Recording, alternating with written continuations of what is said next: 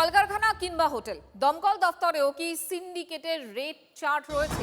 অভিযোগ, টাকা দিলেই সরল হয়ে যায় কঠিন নিয়ম, আর তারপরেই দুর্ঘটনা। আগুনে পুড়ে বেঘরে মৃত্যু হয় মানুষের। দুর্ঘটনার পর তদন্ত, দোষারোপ, রাজনৈতিক চাপানোতর চলতেই থাকে। কিছুদিন পর সব কিছু ঠান্ডা হয়ে যায়, আবার জেকে সেই। কলকাতা আর তারাপীঠের দুই হোটেলে অগ্নিকাণ্ডে বহু মানুষের মৃত্যুর পর সামনে এসেছে ফায়ার সেফটি নিয়ে একাধিক প্রশ্ন। শিলিগুড়ি শিল্পাঞ্চল থেকে যে অভিযোগ সামনে আসছে তা আরও বিস্ফোরক।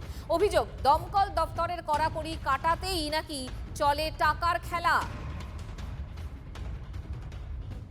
প্রত্যেকটা স্টেজেই ঘুষ, বৃহৎ আকারে একটা ঘুষ লাগে। ফায়ার ব্রিগেডের যেই স্টাফ ওরিয়েন্টেশন যেগুলো আছে, যেই অফিসার আছে, তাদেরকে মিলিয়ে এই পয়সাটা দিতে হয়। ওই 30 থেকে 75,000 টাকা ঘুষ দেওয়ার পরে রেকমেন্ডেশন আপনি পাবেন। এবার কোথাও তো আপনাকে বললো যে আপনার এতগুলো ফায়ার এক্সটিংগুইশার লাগবে, স্মোক ডিটেক্টর এতগুলো লাগবে। প্রত্যেকটার মধ্যে রেট বাঁধা, একটা ফায়ার এক্সটিংগুইশারের পেছনে 500 টাকা করে বাঁধা আছে ওই অফিসারের। এবার দ্বিতীয়টা হচ্ছে স্প্রিংলার, ওইটাতে আছে 150 টাকা পার পিস। দিয়ে দিল, হয়তো 20,000 টাকা চাইলো, 20,000 টাকা দিয়ে দিল, পরিদর্শন শেষ, রেকমেন্ডেশন সব শেষ, সব ঠান্ডা করে বাক্সাবন্দি হয়ে গেল। এটাই হচ্ছে হোটেলের ক্ষেত্রে হচ্ছে। সিস্টেম এখনও চলছে। এই সরকারের প্রতিনিধিরা চেষ্টা করছেন, বিভিন্ন জায়গায় ইন্সপেকশনে যাচ্ছেন, দেখছেন ফায়ার হওয়ার সাথে সাথে। কিন্তু এই সরকারকে কিন্তু ভীষণ কঠিনভাবে স্টেপ নিতে হবে। ভয়ঙ্কর অভিযোগ, কত টাকা কোন কাজে লাগে শুনলে চমকে উঠতে হয়। ফায়ার লাইসেন্স রিনিউ করতে 1 লক্ষ থেকে 4 লাখ টাকা, পরিদর্শন বন্ধ করতে 40 থেকে 60,000 টাকা, বিভিন্ন এনওসির জন্য 3 থেকে 10,000 টাকা, আর অগ্নি নির্বাপক যন্ত্র বদলের ক্ষেত্রেও প্রতি সিলিন্ডারে 500 টাকা। অভিযোগ, এই সমঝোতা মেনেই নাকি এগিয়ে চলে গোটা ব্যবস্থা। শুধুমাত্র হোটেল বা কারখানা নয়, বিভিন্ন ফায়ার ইকুইপমেন্ট যারা বিক্রি করেন তাদের ক্ষেত্রেও দর বাঁধা আছে দমকলের অন্দরে। ফায়ার এক্সটিংগুইশার অথবা অন্য কোনো ইকুইপমেন্ট যা বিক্রি করছেন তার মাথা পিছু নির্দিষ্ট দর আছে।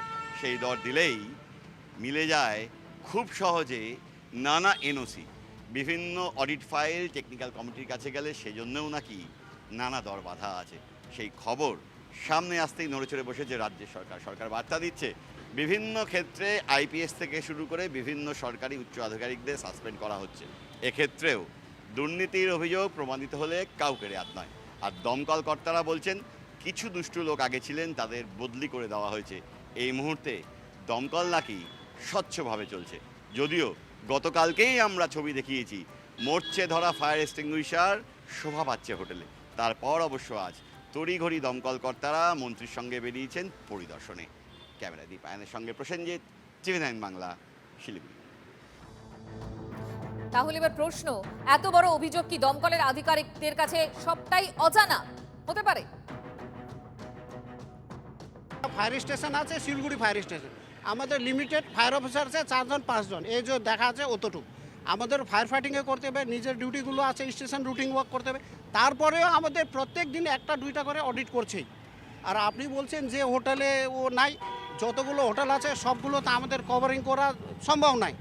ওদেরকে তদন্ত নেওয়ার শুরু হয়ে গেছে, এবার কমিটি গঠন হবে। আমাদের কথা শুনছে না অতদিন, এবার অনারেবল মন্ত্রী সাহেব বলে দিল কমিটি গঠন হবে। এবার কমিটি যে ধরবে, যে অ্যাকশন নেবে, মন্ত্রী সাহেব তো বলে দিল বন্ধ করে দেবে।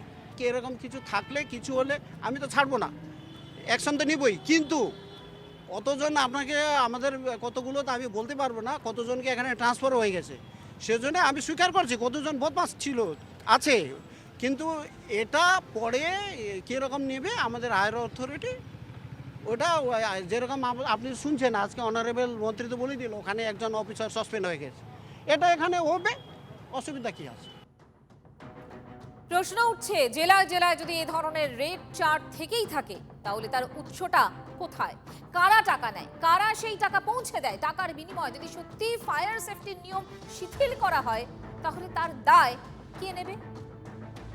ফায়ারের একজন বিভাগীয় আধিকারিককে সাসপেন্ড করা হয়েছে, এর আগে 3 জন আইপিএস অফিসারকে সাসপেন্ড করা হয়েছে, একের পর এক সরকারি আধিকারিকদেরকে সাসপেন্ড করা হচ্ছে। এটা একটা ইকোসিস্টেম।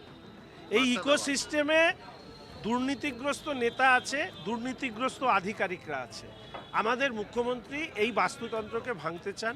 ফায়ারের ক্ষেত্রে এই যে লং প্রসিডিওর, ইতিমধ্যে বিষয়টি মুখ্যমন্ত্রীর কাছে এসছেন। আমি মাননীয় মুখ্যমন্ত্রী এই ব্যাপারে দ্রুত পদক্ষেপও নেবেন এবং তিনি বারবার করে এই কথা বলেছেন যে 100 দিনের মধ্যে যেখানে হাত দিচ্ছি, মানে জামাটা এত ছেঁড়া যে এখানে হাত দিতে গেলে আরেকটা জায়গায় ছিদ্র বেরোচ্ছে। এত ছেঁড়া জামাকে সেলাই করে নতুন করে বানাতেও তো সময় লাগবে।